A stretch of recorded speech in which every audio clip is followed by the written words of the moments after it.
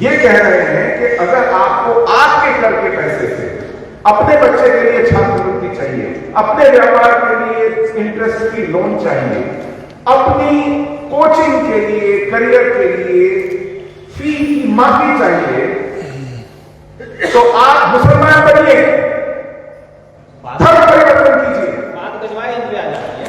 गजवाए हिंद तो कोई और आके लड़ेगा ना, सेना बना के। गजवाए हिंद में कॉन्सेप्ट है कि मुसलमानों की सेना आएगी, लड़ेगी और जीतेगी। इन सब परीक्षाओं में तैयारी महीनों चलती है। बड़े बड़े कोचिंग सेंटर्स खुले हैं, उनमें लाखों रुपया फीस लगती है। अल्पसंख्यकों की मदद के नाम पर मुसलमानों को वहां पढ़ने का सारा खर्चा केंद्रीय सरकार देती है। सब स्पर्धा परीक्षाओं में, कॉम्पिटिटिव एग्जाम्स में केवल और केवल मुसलमानों को लाखों रुपयों का प्रति व्यक्ति उनके बिहार पे वो फीस भारत सरकार की। और इस पर अपनी पीठ इस बार उन्होंने थपथपाई की आजादी के बाद 53 मुसलमान यूपीएससी में, आईएएस यूपीएससी की जितने भी अलाइड सर्विस होती इस साल उत्तीर्ण हुए सबसे ज्यादा। ये दूसरा पक्ष है। तीसरा पक्ष मैं आपको बताता हूं। ऐसे वित्तीय संस्थान बनाए गए हैं जो अल्पसंख्यकों के नाम पर मुसलमानों को इंटरेस्ट फ्री लोन देते हैं। अगर आप आज व्यापार करने जाएं तो व्यापार में जिन कारकों की, जिन फैक्टर्स की आवश्यकता होती है, उनमें सबसे महंगा फैक्टर जो है वो कैपिटल है, पूंजी है। आप अगर किसी बैंक से लेने जाएं जो फॉर्मल बैंक है, नेशनलाइज बैंक है, वो पर आपको 16, 17, 18% हो जाए। जी है। और अगर आप इनफॉर्मली जाएं, क्योंकि उसके 10 पचड़े हैं, 2500 चीजें वहां रखनी पड़ती हैं, लोगों के हाथ पांव जोड़ने पड़ते हैं। अगर आप अनौपचारिक उधार लेने जाएं तो आपको 25%, 30%, 40% तक, क्रेडिट कार्ड के ऊपर 36% है अगर आप अपना पेमेंट 1 महीने के लिए डिले करते हैं। इतनी महंगी है पूंजी। आप सोचिए किसी मुसलमान व्यवसायी को यही पूंजी मुफ्त में मिलती है, वो कितना बड़ा एडवांटेज है हिंदू व्यापारी के लिए, है ना। ये तीसरा पक्ष है। चौथा पक्ष, इस देश में अल्पसंख्यक मामलों के मंत्री हैं मुख्तार अब्बास नकवी। उन्होंने घोषणा की है कि वो 4 नए अल्पसंख्यक विश्वविद्यालय खोल रहे हैं। इनसे एएमयू और जामिया संभल नहीं रहा है। एएमयू से जिन्ना की तस्वीर अभी तक हटा नहीं पाए हैं। कोई इनसे पूछे कि क्या मुसलमान बच्चों को सामान्य विश्वविद्यालय में जाकर पढ़ने में कोई एलर्जी है, कुछ बीमारी हो जाती है, क्या दिक्कत है कि आपको एक इस्लामी विश्वविद्यालय में जाकर पढ़ना है? ये सरकार ऐसा कर रही है। मैं आपको बताऊं सर, ये सरकार ऐसा कर रही है क्योंकि इस देश के प्रधानमंत्री को लगता है कि 2002 का दाग जो उनके मुंह पर है, माथे पर है, वो इसी साबुन से साफ होगा। इसलिए इतना बजट दिया जाता है। उनको लगता है कि मेरा जो वीजा रोक लिया गया था और दुनिया के सबसे बड़े देश ने मेरा हुक्का पानी बंद कर दिया था, मैं उनको यह जतला सकूं कि मुझसे ज्यादा मुसलमान परस्त इस देश में न कभी पैदा हुआ है न कभी होगा। तो उन्होंने कितनी बड़ी भूल की और उनको लगता है कि इससे वो दिल जीत पाएंगे। वो कभी पॉसिबल नहीं। वो आप जानते हैं, वो मैं जानता हूं, वो आपका बच्चा जिसने अभी तक एजुकेशन शायद पूरी ना की हो वो जानता है। सर मैं थोड़ा रुकते हुए आपको एक मिनट बोल दूं। लेकिन कश्मीर में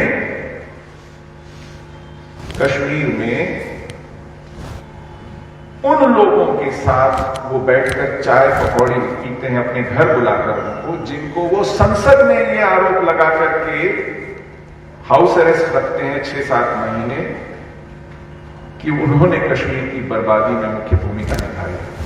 जब 370 आया था तो संसद ने आरोप लगाए थे ना कि ये अब्दुल्ला, ये मुफ्ती, ये 3 परिवार जो है ये कश्मीर की बर्बादी के जिम्मेदार है। कुछ महीनों के बाद ही उनको घर बुला करके कहा था कि आइए जरा बताइए कि कश्मीर में लोकतंत्र बहाल कैसे हो, कश्मीर पुनः सामान्य कैसे हो। तो ये जो पाखंड है ये आपकी और मेरी कीमत पर, ये अपने घर से कोई जायदाद से माँ बाप के विरसे से पैसा खर्च नहीं कर रहे हैं, वो होता तो कर देते हैं। ये आपके और मेरे कर के पैसे से हो रहा है, और जब ये आपके और मेरे कर के पैसे से होता है, आप इसे क्या कहेंगे? मैं आपसे पूछ रहा हूं, ये क्या है, इसको क्या कहते हैं?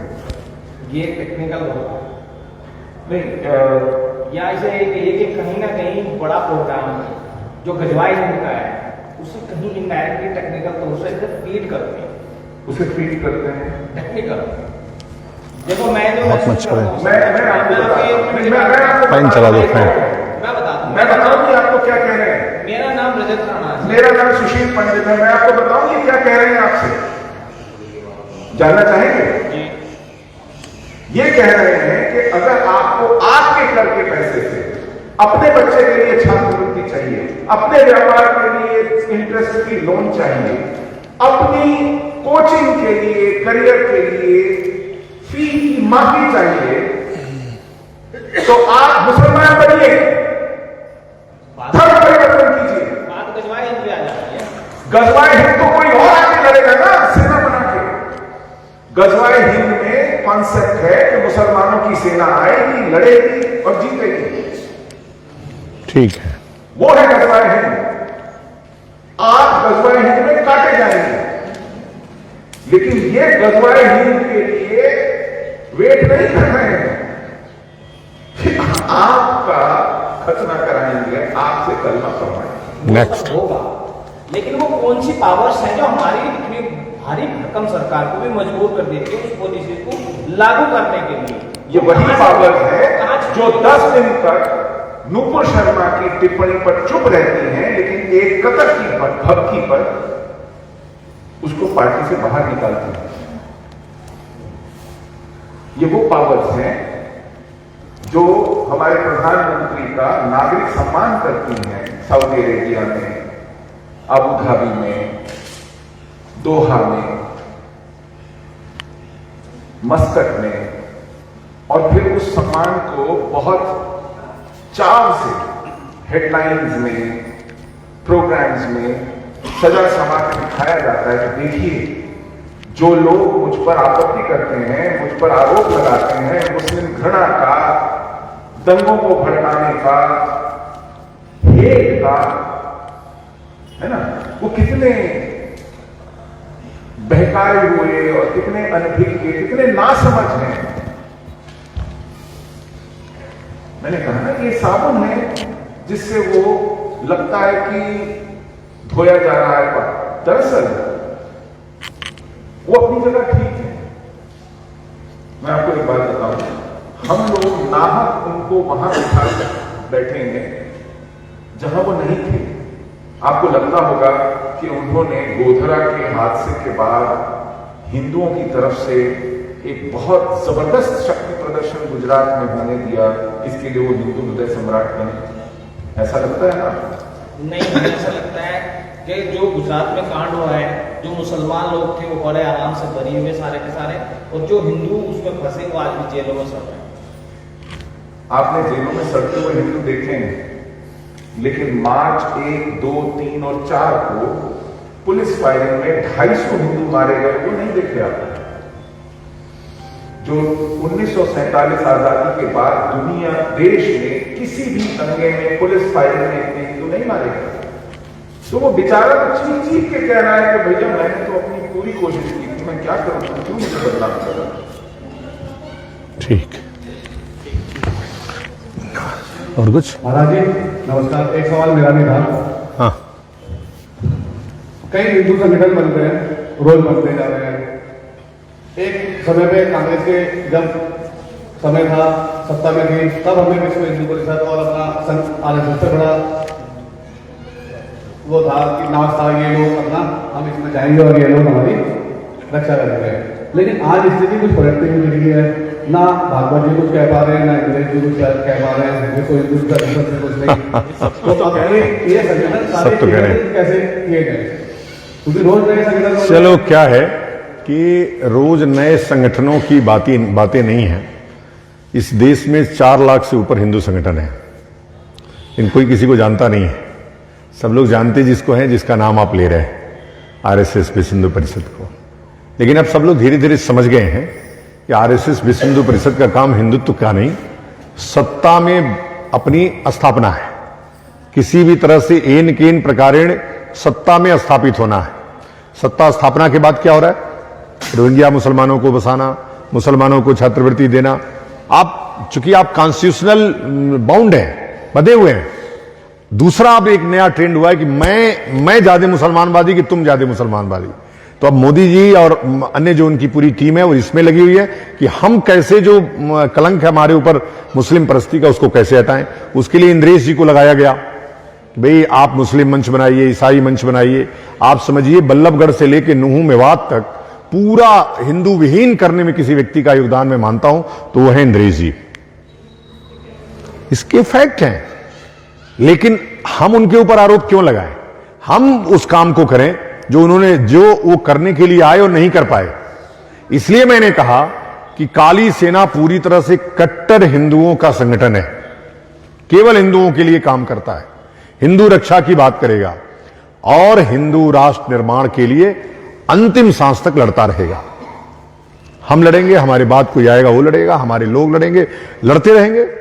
महाराज जी यही बात अपना कुछ सालों पहले हमने विश्व हिंदू परिषद में भी बनाई थी। हम काफी बैठकों में गए थे, काफी हमने मुकदमे भी 4-5 मुकदमे भी खेले और सबसे आगे हमारे अपना गुरु जी भी रहे गौरदयाल जी।